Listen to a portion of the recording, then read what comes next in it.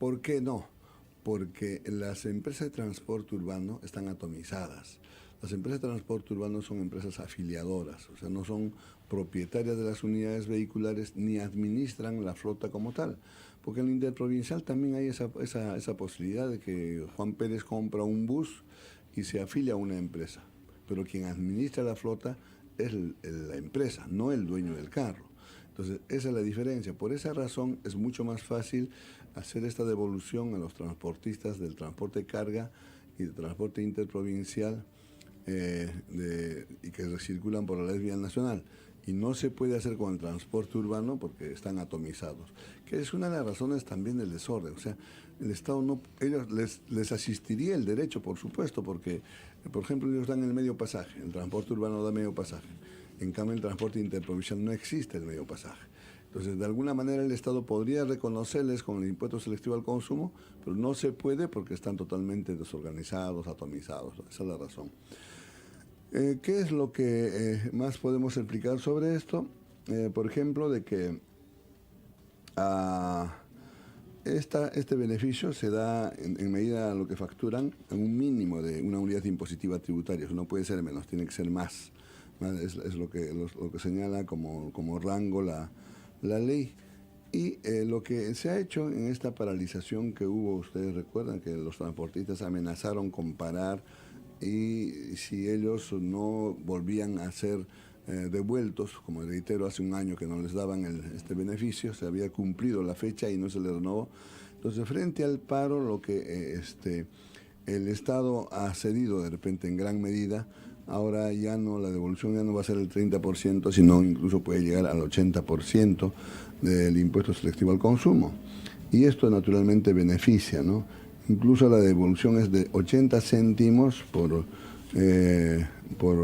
cada equivalente al galón, que en suma más o menos concluiría en el 54%, es decir, mucho más del 30% que antes recibían los transportistas.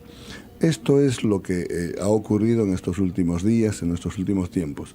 Evidentemente, cualquier alza en el combustible tiene repercusión colateral, eso es inevitable.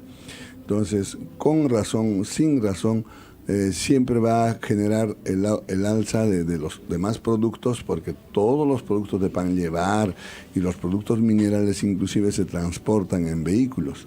Entonces generan necesariamente, contribuyen necesariamente a la inflación. Esto es lo que los economistas, por lo menos hay un sector de economistas que sostienen lo que estoy diciendo, y otros economistas, como ustedes también saben, que defienden también la posición del Estado. Lo cierto es que en nuestro país este embalse también se ha dado, porque recordemos que el crudo del petróleo en el último año ha tenido un incremento. Entonces eso también ha estado embalsándose y lo que el Estado ha querido era recuperar. De acuerdo a la información del Ministerio de Economía, había una pérdida considerable en relación a la economía del país. Claramente dice, por ejemplo, que la disminución del precio internacional el barril estaba a $45 en el 2017 y en el 2018 está a $71 el barril de petróleo. Entonces también hay un efecto desde afuera, externo, que también ha contribuido para que el Estado tome esa decisión, porque según refiere el Ministro de Economía, se estaba abriendo un forado de más de 30.000 millones de dólares en las arcas del Estado.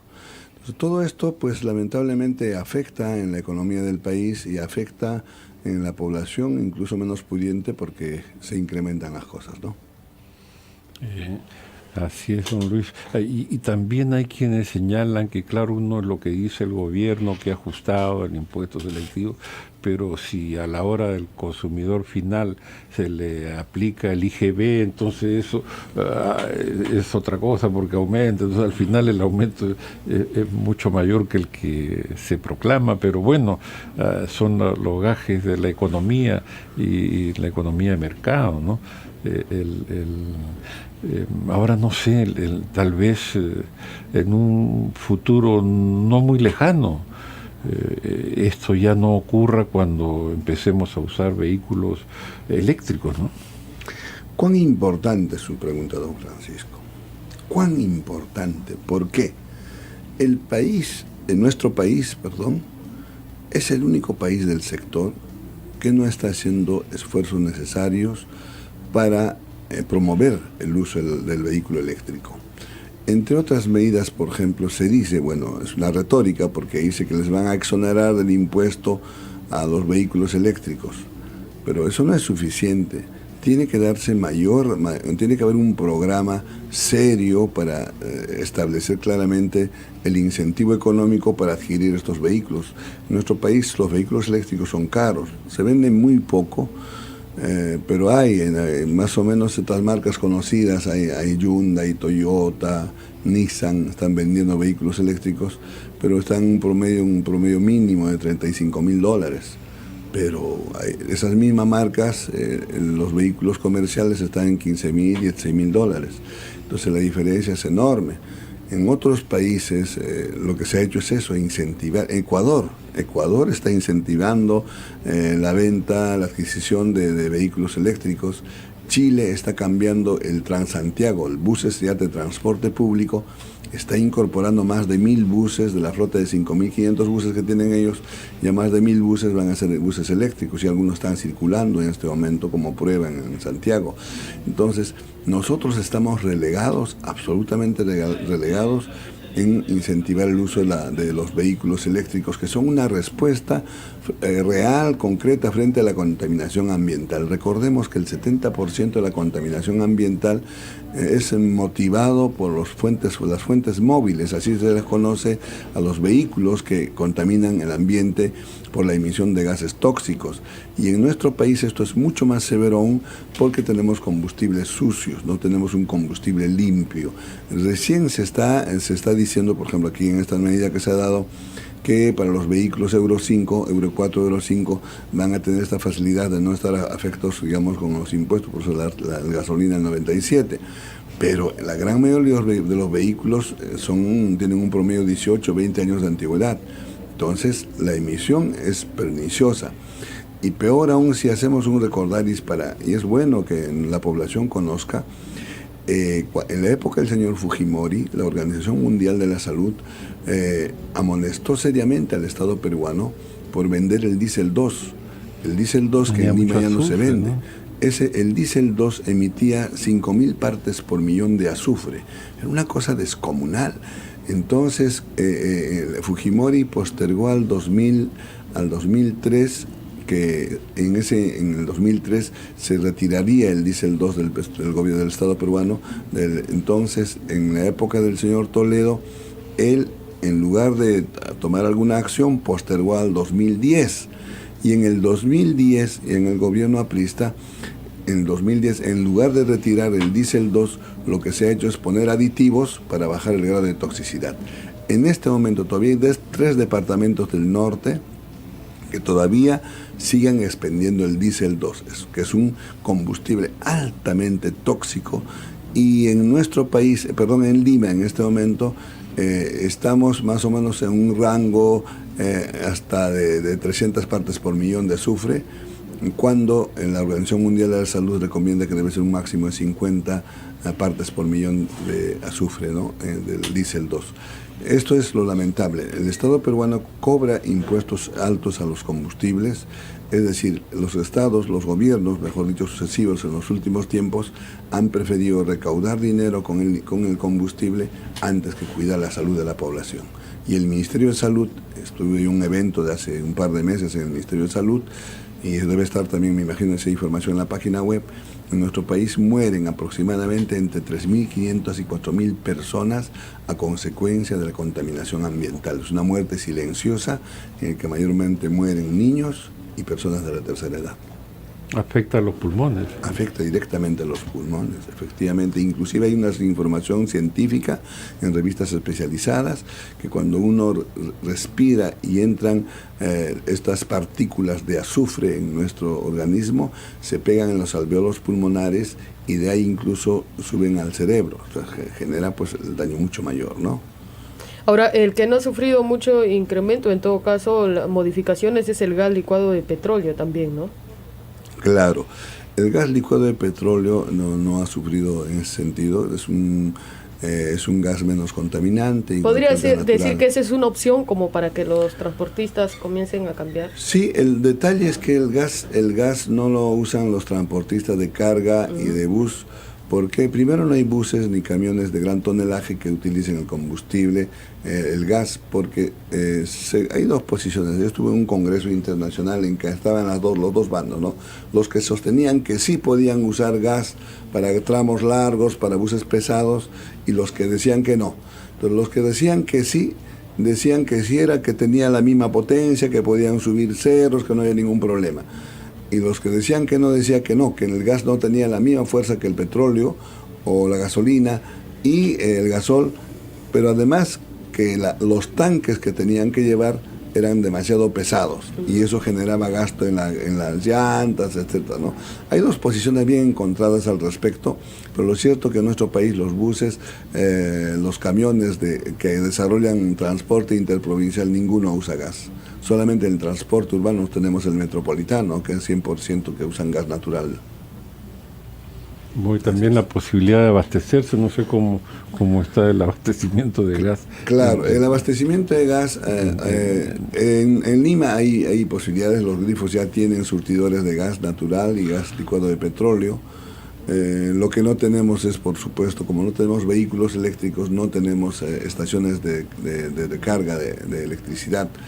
En Chile, en otros países donde ya sí tienen un buen número de vehículos eléctricos, en las estaciones igualmente se habilita un espacio para la carga rápida de electricidad, y en las casas particulares simplemente enchufan nomás el vehículo en la noche, dejan enchufado y al día siguiente ya está cargada la batería, ¿no?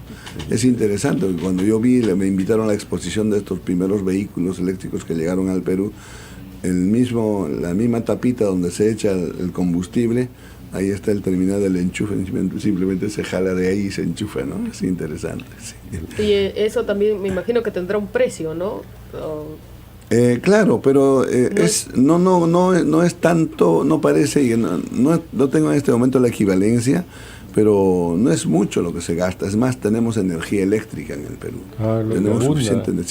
Tenemos suficiente energía para que en nuestro país fácilmente podamos utilizar, digamos, tenemos lo necesario, la energía tenemos. Lo que no tenemos es que en el mercado entre con fuerza la venta de vehículos eléctricos. En Europa la situación ha cambiado.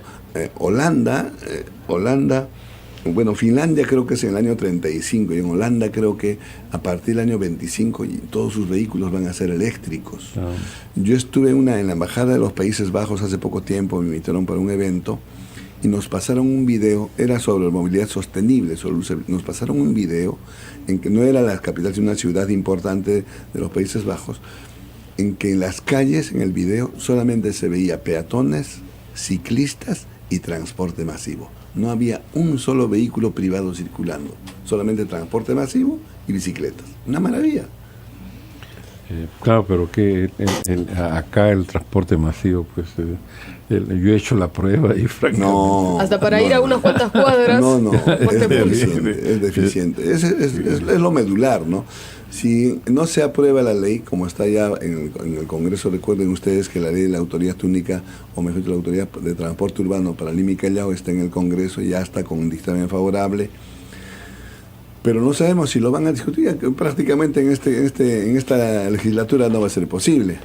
En la próxima legislatura, si lo aprueban, sabemos perfectamente, y lo han dicho además públicamente, la Municipalidad de Lima y Callao van a presentar una acción de inconstitucionalidad, lo que significa que ese proyecto de ley va a terminar en nada. Y de otro modo, los alcaldes el 1 de enero van a recibir el transporte en la misma condición de ahora. Yo me he reunido con 4 o 5 candidatos a la alcaldía de Lima. Ellos me han llamado, me han pedido reunirse. Por supuesto, jamás voy a mezquinar la opinión, lo poco que sé, puedo compartir con ellos y decirles qué es lo que deben hacer.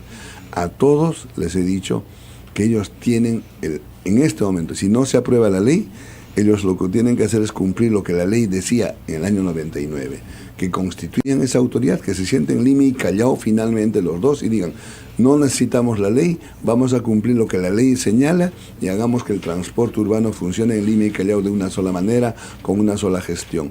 Es lo difícil, es lo que no lo han hecho en estos años, ¿no? Ojalá que realmente logren constituir esa autoridad y gestionar el transporte urbano, que es lo que más sufre la población. La población, no solamente el mal servicio, don Francisco. ¿Cómo se llama usted? Rommel. Rommel. No solamente el mal servicio, Rommel, don Francisco, sino el gasto de dinero en pasajes. Porque tienen que tomar una combi, pasan al bus, siguen pagando pasajes, y si toman el tren tienen que seguir pagando pasajes. O sea, gastan 2, 3 transbordos con un pasaje. La diferencia, si tuviéramos un transporte integrado, con un solo pasaje, pasa un bus, pasa otro bus, pasa al tren, gastando un solo pasaje. Esa es la gran diferencia de un sistema integrado de transporte a lo que tenemos ahora, que es una calamidad total, ¿no? Así es, son 9 de la mañana con 27 minutos. Nos ha ganado el tiempo, don Francisco. Tenemos ya que cerrar el Sí, programa. había un montón de preguntas. Yo quería consultarle, por ejemplo, lo de los mototaxis. Tal vez se puede comenzar con mototaxis eléctricos, no sé, o los taxis. No sé. También nosotros hemos publicado en última revista cómo un peruano, un catedrático sanmarquino, ha inventado mototaxis a energía solar. Y lo que pasa es que hay que impulsarlo, ¿no? Le ponen en el techo los paneles de energía solar y funciona perfectamente. Y bueno, pues creo que nos vamos a despedir. Si yo quería solamente aprovechar esta oportunidad para invitar a nuestros niños, en particular a los niños, a los padres y a los docentes, que ya hemos empezado el 9º concurso de dibujo y pintura Cuidemos la Vida, que está dirigido a los escolares, de modo que invitamos a todos los profesores, a los niños, participar. Lo que tienen que es inscribirse utilizando la página web de Luz Ámbar, www.luzambar.pe. Ahí está la forma de inscribirse. El año pasado han participado más de 700,000 niños, don Francisco. Ha sido un éxito tremendo. Lo que nos interesa es ese concurso, un pretexto para que la familia participe, porque no es que un concurso que al que dibuja bonito en el salón de clase, no. La idea es que lo hagan en su casa y que el tema del dibujo sea la conversación de la familia, los padres, los hermanos, toman el seguridad vial, sea motivo de conversación en la casa. Y lo último, hemos lanzado una campaña que se llama Hashtaxi. Hashtaxi es utilizando cualquiera de las formas de Twitter, Instagram o Facebook, hacen un comentario, ponen numeral, la placa del taxi, si es que ese taxi ha hecho algo negativo que hay que reportar, etiquetan a Luz Ámbar. O quieren felicitar, si es un buen servicio, también lo pueden hacer.